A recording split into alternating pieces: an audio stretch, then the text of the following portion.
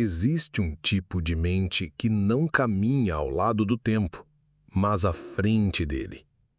Uma mente que percebe o que ainda não foi dito, que pressente rupturas antes que elas se manifestem, que enxerga símbolos onde os outros veem apenas rotina. Não é magia, não é loucura. É a arquitetura psíquica de um tipo raro, o intuitivo introvertido. Mas cuidado, essa não é uma história sobre dons místicos ou talentos extraordinários. É uma jornada sombria, complexa e muitas vezes solitária. Porque quando você vive conectado ao que o mundo ainda não consegue ver, você também corre o risco de ser engolido por aquilo que ninguém mais acredita que existe. Imagine viver em um universo onde os fatos são sombras, onde o que importa não é o que aconteceu, mas o que está prestes a nascer. Essa é a realidade de quem carrega uma intuição introvertida no centro da psique. Não se trata de pensar fora da caixa, mas de nunca ter pertencido a ela. Carl Gustav Jung, pioneiro da psicologia profunda, identificou esse tipo como um dos mais enigmáticos, não apenas pela dificuldade que os outros têm em compreendê-lo, mas pela luta silenciosa que ele trava consigo mesmo. Enquanto a maioria busca sinais no mundo exterior, o intuitivo introvertido opera num radar invertido. Sua bússola aponta para dentro, para o inconsciente, para aquilo que ainda está em gestação. Mas e quando o mundo não reconhece o que você vê? Quando você sente o caos antes da tempestade, mas não consegue explicar por quê? Quando uma imagem simbólica explode dentro de você, mas tudo o que os outros escutam é silêncio. A resposta é quase sempre a mesma. O intuitivo se cala, recolhe-se, esconde sua percepção como quem protege um segredo que ninguém saberia carregar. Mas é nesse silêncio que mora o perigo. Porque símbolos que não encontram expressão se voltam contra quem os carrega. Jung foi categórico. Uma imagem interna não digerida se transforma numa entidade autônoma dentro da psique. Ela começa como uma visão. Depois vira obsessão e, por fim, domina. Você deixa de ser o observador e se torna o possuído. Essa é a linha tênue que separa a visão simbólica da dissociação psíquica. A mesma intuição que poderia ser uma semente de criação se transforma num labirinto sem saída. Vivendo à beira do tempo, o intuitivo introvertido é como um profeta sem templo. Vê o que ainda não nasceu, mas não encontra quem o ouça. E quando tenta traduzir sua percepção em palavras, é taxado de estranho, delirante ou pior, irrelevante.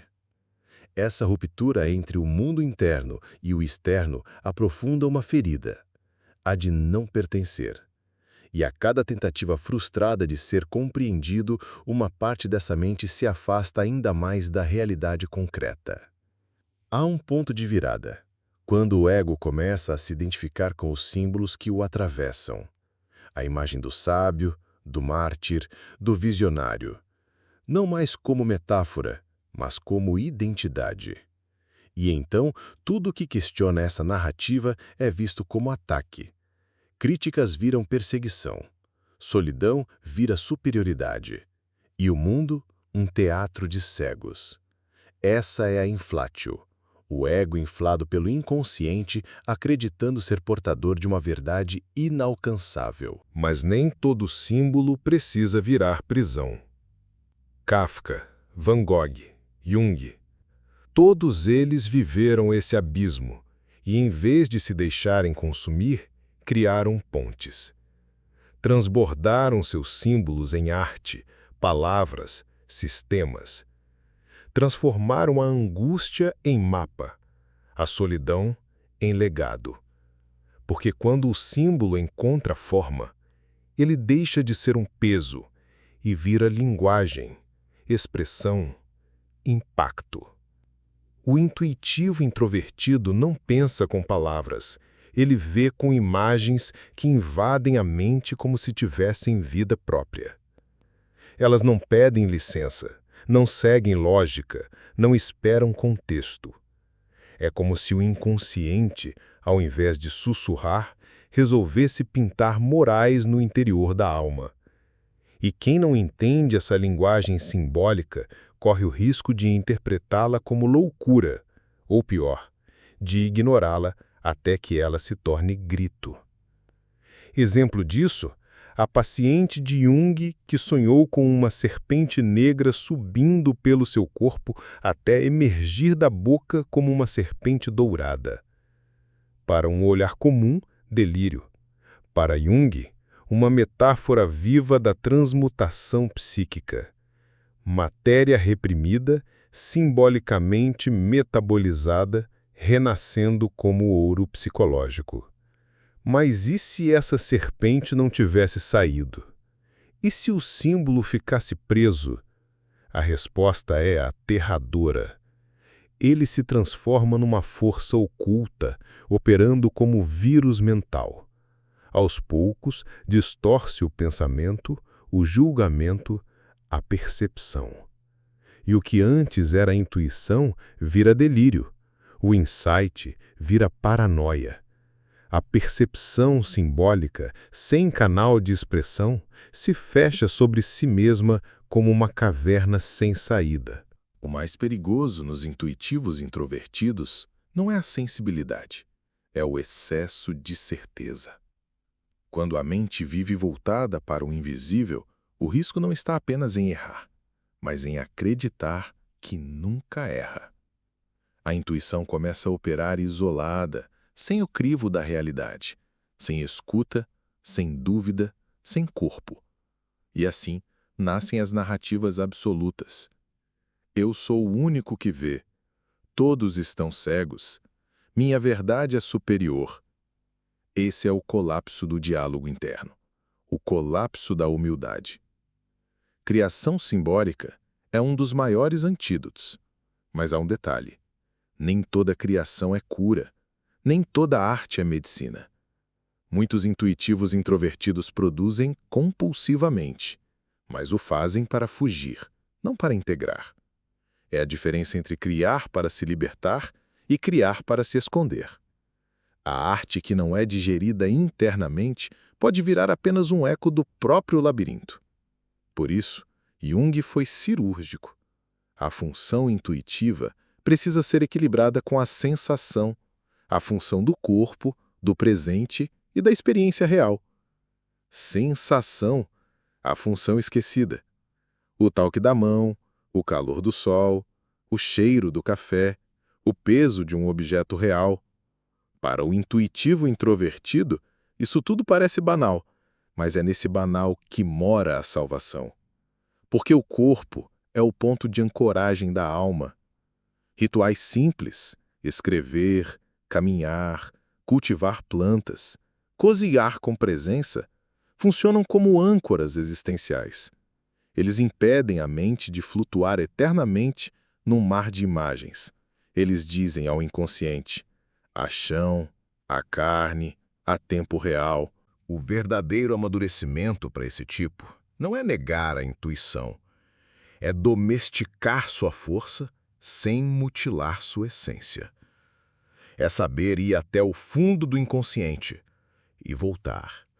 Com algo nas mãos, algo que possa ser tocado, sentido, compartilhado. Não como profeta, mas como ponte entre o que ainda não é e o que já começa a ser. Mesmo com expressão simbólica, mesmo com o corpo presente, ainda existe um último desafio: o mundo. Porque o mundo moderno idolatra dados. Mede tudo, cronometra tudo, monetiza tudo. E você? Vê o invisível. pressente o que não pode ser provado. Carrega verdades que não cabem em planilhas. Isso cria uma fratura permanente. Você com seu universo interno pulsando e lá fora, um mundo que só responde a métricas. A maior prova do intuitivo introvertido não é criar, é sustentar sua visão mesmo quando ninguém a reconhece, mesmo quando ela não serve para ganhar curtidas, cargos, dinheiro ou aprovação. É escolher viver com profundidade no mundo obcecado pela superfície. É carregar o invisível como quem carrega um voto silencioso, um pacto com algo maior, algo que talvez ninguém entenda, mas que ainda assim precisa ser vivido. Existe uma dor silenciosa que poucos conseguem nomear. É a dor de ver e não conseguir mostrar. É o peso da visão não expressa, da imagem que grita dentro, mas nunca se torna forma fora. Esse tipo de dor não aparece em exames, mas ela consome. Devagar, em silêncio, até que o indivíduo não saiba mais distinguir onde termina o símbolo e onde começa ele mesmo. Mas e se essa visão fosse entregue ao mundo? E se ao invés de ser sufocada, ela fosse moldada com palavras, cores, gestos? Franz Kafka, intuitivo até o osso, escreveu como quem tenta escapar de um sonho que nunca termina. Suas histórias labirínticas, sufocantes, paradoxais, eram seu modo de não enlouquecer. Ele escreveu porque se não escrevesse, desmoronaria. Vincent van Gogh, incapaz de habitar o mundo prático, despejou sua alma em pinceladas explosivas.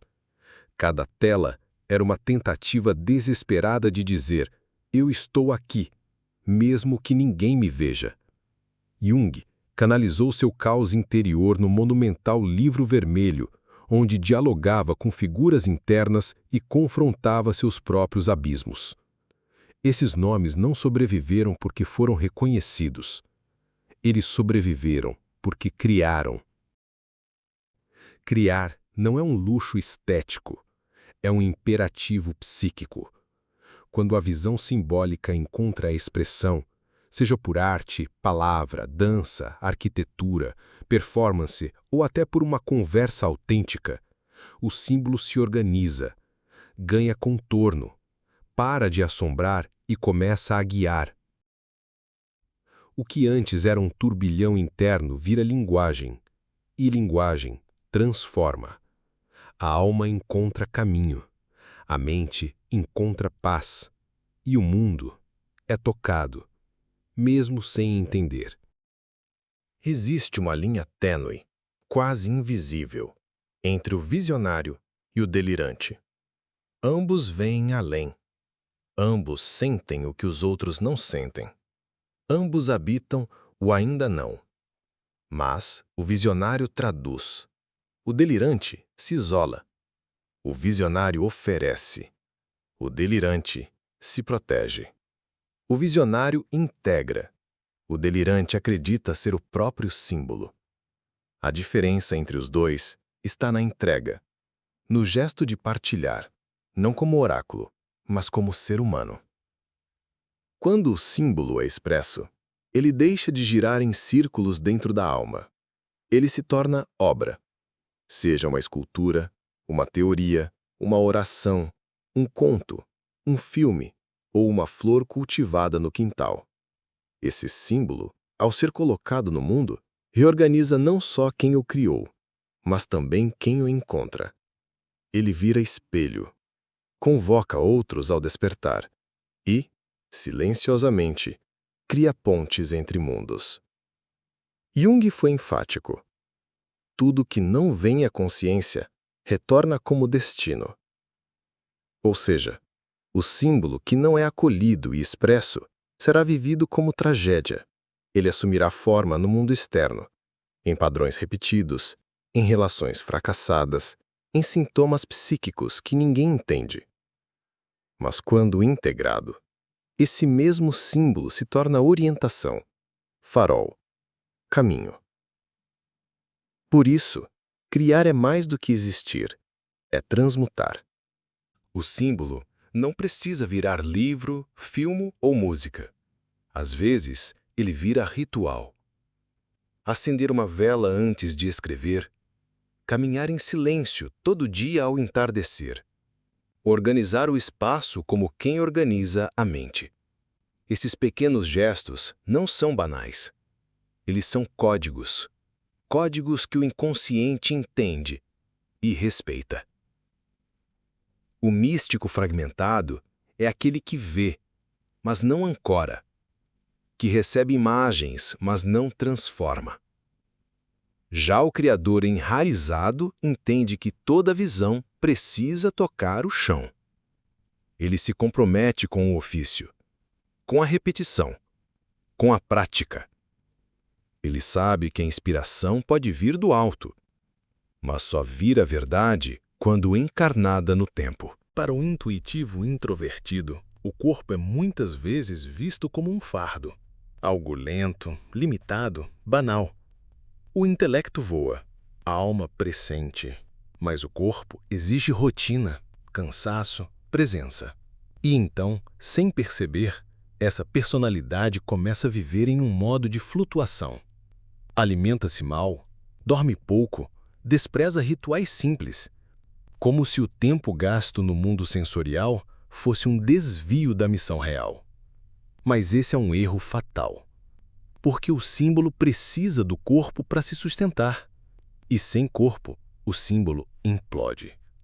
Agora imagine o outro lado. Você finalmente encontra uma linguagem para sua intuição. Traduz símbolos, ancora no corpo, cria rotinas. E o que o mundo diz? Nada disso serve para nada. Você sonha demais. Isso não dá dinheiro. Fala alguma coisa útil? O mundo, com sua lógica utilitária e imediatista, não sabe o que fazer com quem vê além. A cultura moderna adora métricas, mas rejeita o mistério. E nesse cenário, viver sua verdade simbólica se torna um ato de resistência. Todos os dias, o intuitivo introvertido é colocado diante de uma escolha silenciosa. Calar para ser aceito? Ou sustentar sua visão, mesmo sem plateia? Essa escolha não acontece em grandes momentos. Ela aparece nos detalhes. Quando você evita dizer o que realmente viu. Quando finge não sentir o que sentiu. Quando transforma sua sensibilidade em piada, para não parecer esotérico demais. Mas cada vez que você trai o que vê, algo dentro de você se parte. E cada vez que você sustenta, algo se fortalece. A maior proteção do intuitivo não é ser compreendido, é permanecer centrado, é saber que sua bússola está dentro e não nas palmas de fora.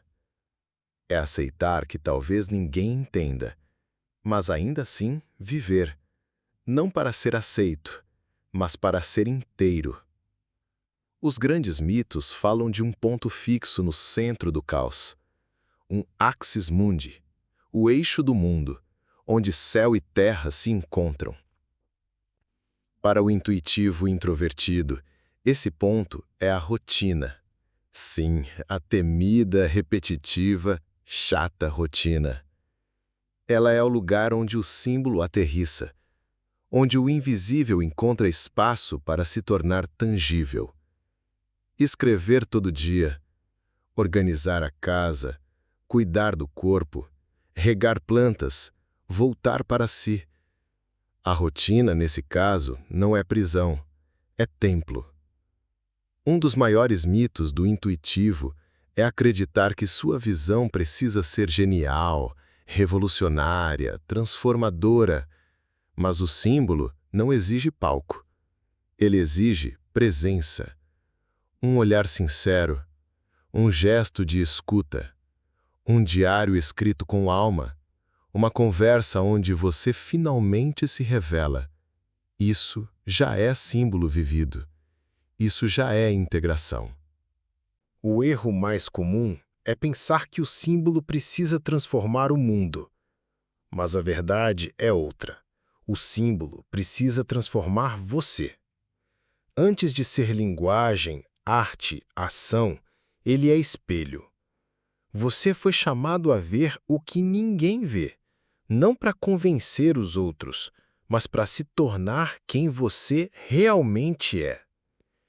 E se, depois de tudo, ninguém ouvir? E se sua visão nunca for reconhecida? Ainda assim, ela terá cumprido seu papel, se tiver moldado sua alma. Às vezes, a força está em não gritar, mas em viver em silêncio, de forma tão profunda que o simples fato de existir já emana a verdade. O intuitivo introvertido não nasceu para escolher entre o mundo interno e o mundo externo.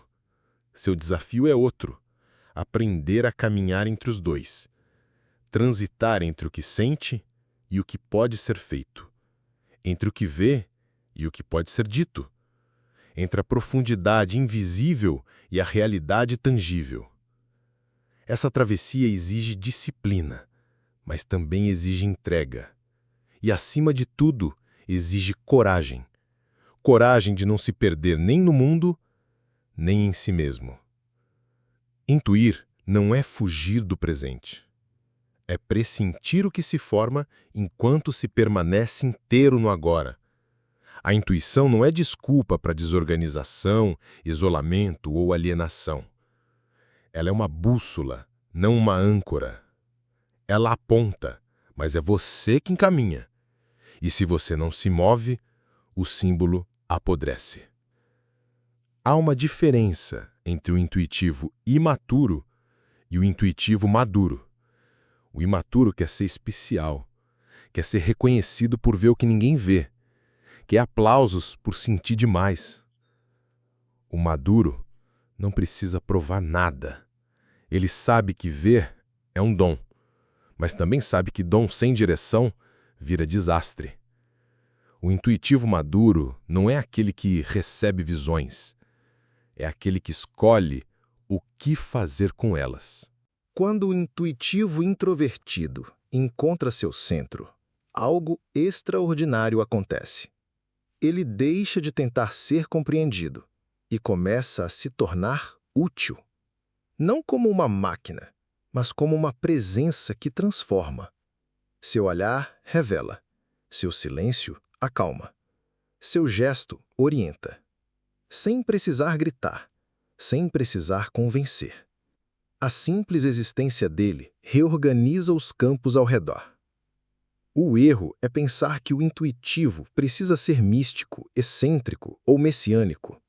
A verdadeira força está na autenticidade silenciosa, no gesto coerente, na vida com sentido. O mundo está cheio de barulho, mas morre de sede por profundidade. E é isso que o intuitivo oferece, quando se alinha com o que vê. Você mergulha no inconsciente? Então não volte de mãos vazias. Traga uma palavra, um símbolo, uma ação, algo que possa ser partilhado. Porque sua visão não é só sua. Ela é um pedaço do inconsciente coletivo que te foi confiado. Não para que você se encha de si mesmo, mas para que você devolva ao mundo um fragmento de verdade. Se você chegou até aqui, talvez você saiba do que estou falando. Talvez você seja esse tipo. Talvez você tenha passado a vida inteira tentando traduzir algo que ninguém mais vê. Tentando equilibrar profundidade e presença, visão e rotina, intuição e realidade. Se for o seu caso, então escute com atenção. Você não está aqui para se encaixar. Você está aqui para mostrar que existem coisas que ainda não foram ditas e que, mesmo assim, são reais. Seu valor não está no quanto o mundo entende sua visão. Está na coragem de vivê-la, mesmo assim. Este roteiro foi mais do que uma explicação. Foi um espelho, um convite, um mapa para os que andam entre mundos. Se você se viu nele, compartilhe. Comente. Diga o que você carrega que ainda não foi dito.